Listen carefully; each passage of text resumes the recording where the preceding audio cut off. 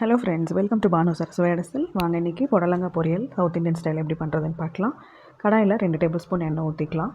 கடுகு கொஞ்சம் ஒரு 1/4 டேபிள் ஸ்பூன் போட்டு நல்லா பொரிஞ்சு வந்ததும் உளுந்து சேர்த்துக்கலாம், கடலைப்பருப்பு சேர்த்துக்கலாம். நம்ம உளுந்தும் கடலைப்பருப்பும் பொரியலுக்கு கொஞ்சம் எக்ஸ்ட்ரா சேர்த்துக்கிட்டோம் அப்படின்னா நல்லா சாப்பிடும்போது க்ரன்ச்சியாக இருக்கும்.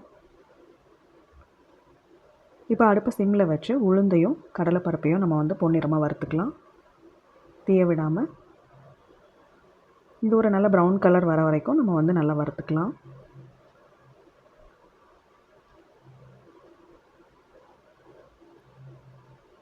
இது பொன்னிறமாக மாறினதும் நம்ம நறுக்கி வச்சுருக்கிற பெரிய வெங்காயம் இருக்கு இல்லையா, அதையும் 2 பச்சை மிளகாய் கீரி போட்டு வச்சுருக்கேன், அது கருவேப்பிலை 3யும் சேர்த்துக்கலாம். சேர்த்து நல்லா வதக்கிக்கலாம்.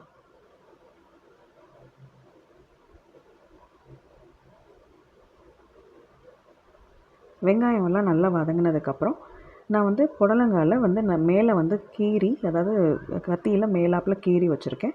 கீறிட்டு நல்லா கழுவிட்டு அதை நடுவில் இருக்கிற சீட்ஸ் எல்லாம் எடுத்துகிட்டு நான் நீல வாக்கில் நறுக்கி வச்சுருக்கிறேன். இப்போ வெங்காயம் நல்லா வதங்கினதும் நம்ம நறுக்கி வச்சுருக்கிற புடலங்காவை எடுத்து இதில் போட்டுக்கலாம்.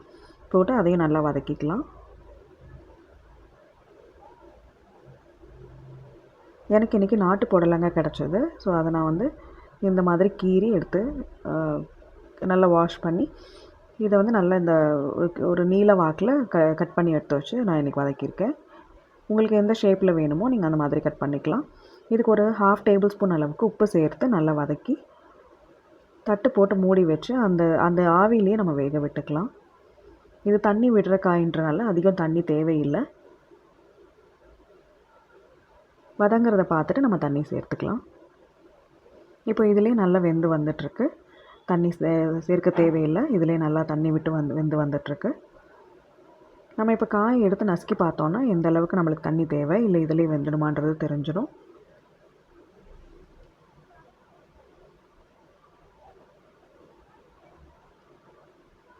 இந்த அளவு தண்ணி போதுமானதுனால நான் மறுபடியும் தட்டு போட்டு மூடி வச்சு இன்னொரு 5 நிமிஷம் வேக வச்சுக்கிறேன்.